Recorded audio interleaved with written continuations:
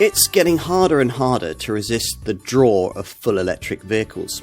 Most of them seem to be SUVs these days, but here's a zero-emission super mini, the Peugeot e-208. It looks snappy, does 211 miles between charges, has no practicality downsides over the combustion engine version, and comes with monthly payment finance you could justify.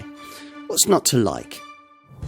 Like all electric vehicles, this one develops all its torque at once. There's 260 newton meters of it, and this car simply hurls itself away from rest. Only takes a couple of seconds to crest 30, and 62 miles an hour is reached in just 8.1 seconds.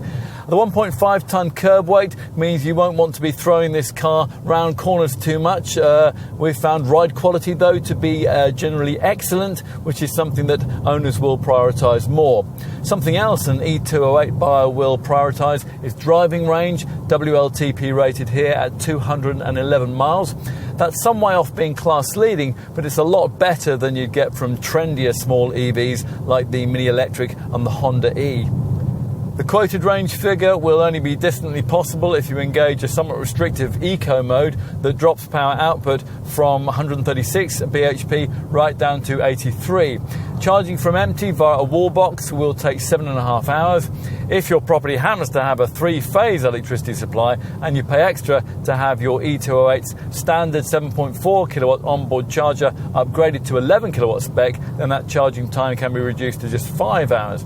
With a public 50 kilowatt rapid charger, the replenishment time to charge from 15 to 80% is 45 minutes.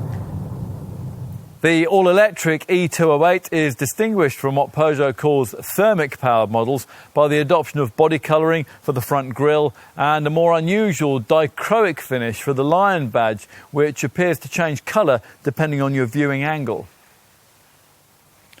Most versions of this model will be ordered in either GT line or top GT spec. These top two variants recognisable by diamond black roof colouring and glossy black wheel arch flares, which streamline the body, making the wheel diameter of the 17-inch wheel rims appear larger.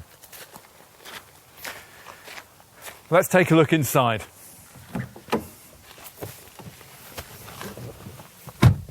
Where there's the usual i-cockpit driving position in a 208 that sees you viewing the instrument binnacle over the upper rim of the tiny steering wheel rather than conventionally through the wheel spokes.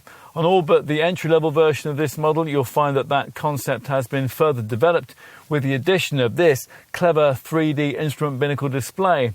More media technology sits to your left in the form of the usual centre dash touchscreen, normally 7 inches in size but optionally available in 10-inch form. The seats are reasonably comfortable, there's nothing much wrong with the ergonomics, and there's a reasonable amount of cabin storage space too.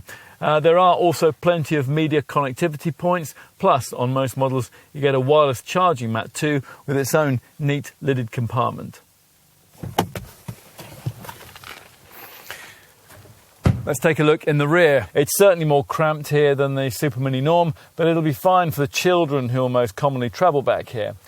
The curvature of the front seat backs is designed to improve knee room. There's a notably low central transmission tunnel, and there's loads of room to poke your feet beneath these front chairs. There's no compromise in boot space, which is 311 litres, just like in any other 208.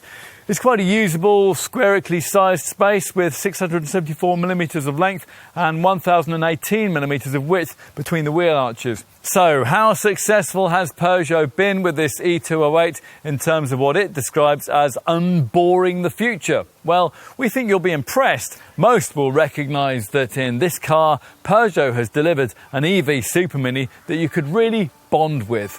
Glug glug, plug. Bring it on.